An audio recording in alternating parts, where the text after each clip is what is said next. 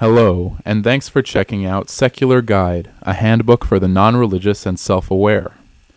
Over the past 8 years or so, I have constructed a secular philosophy that uses science, history, psychology, and deductive reasoning to give life meaning, morals, goals, and structure, all without the use of a god or religion. If there are atheists who are new, young, or feeling lost, I believe what I have to say could provide some positive, uplifting, and elegant ideas for viewing the world.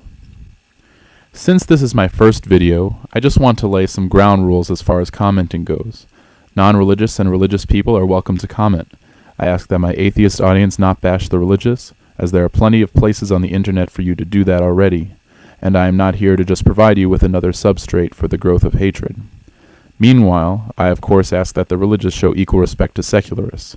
Any citing of the Bible or other religious text will be deleted unless it is being cited simply as a primary source in a rational, non-aggressive historical discussion. Basically, play nice, everybody. Anyway, enough of that. Let's get to something more fun. So today, I would like to start with a very simple and non-controversial idea, something that we can call the dual appreciation strategy. In short, my dual appreciation strategy posits that we should, and I'm quoting myself here, approach the universe with simultaneous emphases on knowledge acquisition and understanding on one hand, and aesthetic appreciation in the other. So let's break this down. The first half is the knowledge and understanding part, the easier part for many atheists. Atheists rely heavily on science and reason, and this can sometimes make them think they need to only see the world in a hyper-analytical way.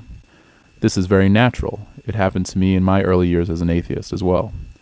In my experience, an atheist in a religious world may feel most safe, socially, emotionally, and so on, if they rely as heavily as possible on rational thought. However, this does not have to be the whole story, and does not have to result in pessimism or a disenchantment with our surroundings. And so we get to the second half. The second half is the aesthetic appreciation part. First, we have to ask the question, can a non-religious person experience perception of beauty? I, of course, believe we can. One of the most fundamental parts of perceiving something as beautiful or worth dwelling on is if it possesses a fleeting nature. Things like rainbows and sunsets intrigue us because of the short while they spend in our view. And within the time they are present, they are rapidly changing, reminding us of the dynamic equilibria that sustain life on our planet. As a sidebar, you will hear a lot more about dynamic equilibria and the meaning of life in future videos.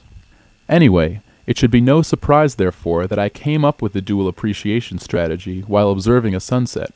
If one were to turn the dual appreciation strategy into a sort of secular proverb, one might say, just because a person is intimate with the origin of a sunset's properties, the fusion of hydrogen into helium, the characteristics of electromagnetic waves and their refraction in our atmosphere, does not mean that this person will find it any less beautiful.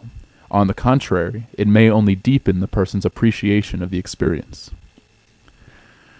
And so with that, my homework to all you secular thinkers out there over the next couple days is to notice things in your natural world. Find things that you find beautiful, and also know a lot about how they work, what they are made of, and so on. Perhaps if you don't know as much science, read about the object you're intrigued by.